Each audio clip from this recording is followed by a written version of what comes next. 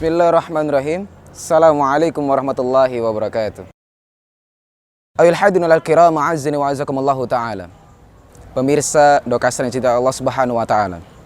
Alhamdulillah, dari sekian banyak sekali nikmat yang Allah berikan kepada kita, masih tetap kemudian kita diberikan kenikmatan iman dan ketakwaan, kenikmatan sehat dan waktu luang. Tiada pengganti yang lebih besar dibandingkan kenikmatan-kenikmatan yang disebutkan tadi. Karena dari sekian banyak kenikmatan yang telah Allah berikan kepada hambanya, ketika seseorang mendapati nikmat yang dianggapnya itu besar, namun kemudian tidak ada kenikmatan iman dalam hatinya, tidak ada ketakwaan yang kemudian menjadikan imannya baik di sisi Allah Subhanahu wa taala, maka tiada gunanya. Pemirsa Dokastra yang dicintai Allah Subhanahu wa taala.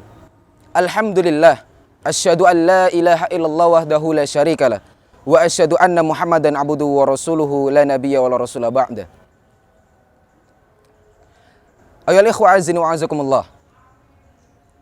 Dalam sebuah ayat Allah sampaikan fa aina tadhhabun, sebuah pertanyaan besar yang kemudian menjadikan tanda tanya untuk seluruh umat Islam pada masa ini.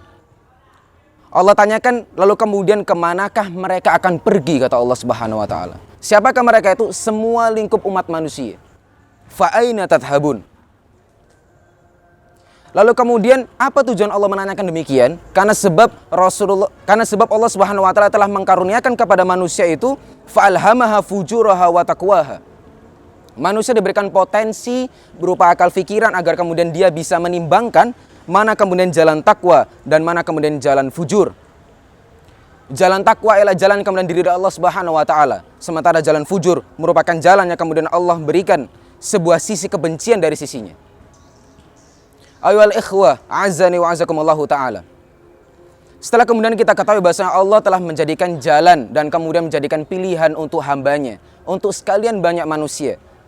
Dari setiap zaman berkembang revolusi zaman itu sendiri. Dari berkembangnya teknologi dan lain sebagainya, penelitian dan lain sebagainya. Tidak menutup kemungkinan bahwa manusia memiliki kewajiban penuh, besar, untuk kemudian mengikat dirinya dengan agama yang lurus dan sesuai dengan bagaimana Rasul telah contohkan. Agama yang hanif. Oleh sebab itu kemudian Allah katakan dalam firman-Nya, fa'akim wajhaka lid-dini hanifa. Fitratallahu allati fataran nasi 'alaiha.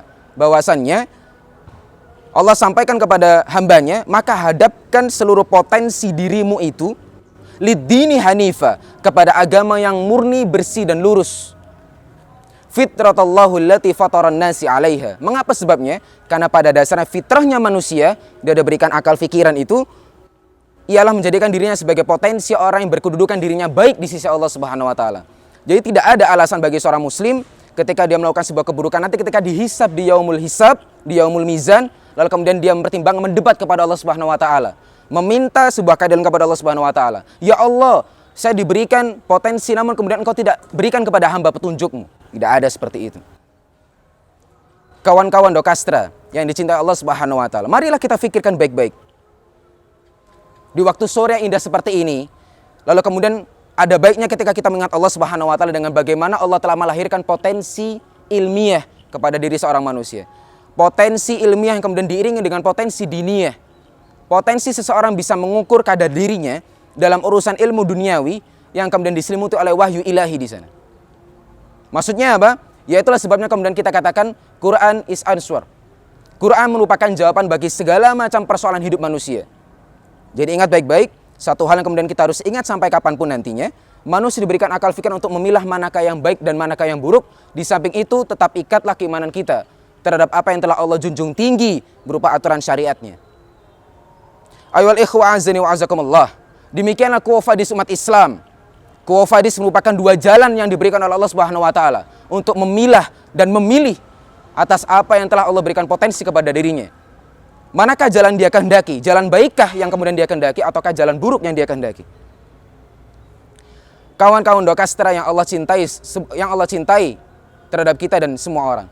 Bahwasannya apa yang harus kita miliki selama ini itu merupakan sebuah rahmat oleh Allah Subhanahu wa taala yang kemudian potensi itu tidak boleh lepas daripada diri kita.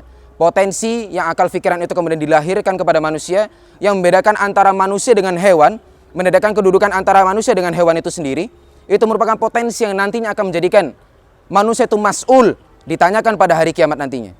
potensi yang tidak akan pernah lepas sehingga mengikat manusia untuk terus memikirkan baik-baik apakah sudah benar amalan yang saya perbuat.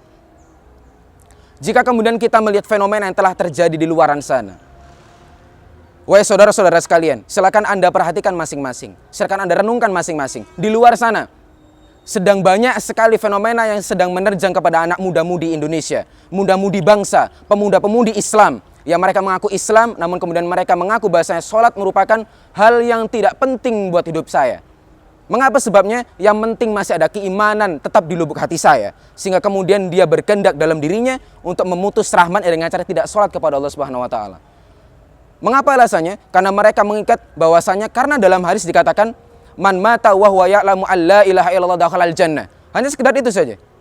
Barang siapa yang meninggal mati dalam kondisi mengetahui dan bersaksi bahwasanya tidak ada Tuhan kecuali Allah Subhanahu Wa Taala, dakhalal jannah, masuk surga. Jadi dengan sepele itu saja kemudian muda-mudi Indonesia menjadikan prinsip dalam hidup mereka, yang penting saya beriman, percaya dengan Allah tanpa kemudian mendaya gunakan potensi akal pikiran saya, tiada masalah. Itulah fenomena yang sedang terjadi di luar sana.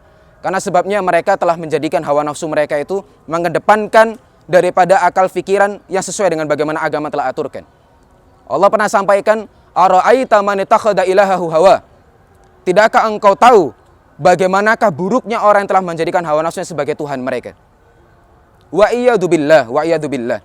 Semoga kemudian kita dihindarkan oleh Allah Subhanahu Wa Taala dari segala macam hiruk pikuk keburukan-keburukan yang telah terjadi di fenomena di luaran sana yang sedang menerjang Indonesia bangsa kita sendiri dan juga sedang menerjang Islam sebagai agama kita sehingga menjadi lumpuh hingga saat ini.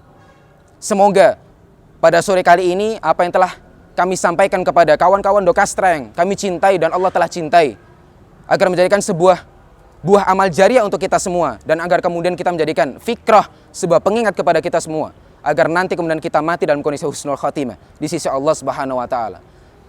Sampai sini kemudian saya bisa sampaikan kepada kawan-kawan sekalian, wassalamu ala man ittaba'al huda, wassalamu alaikum warahmatullahi wabarakatuh.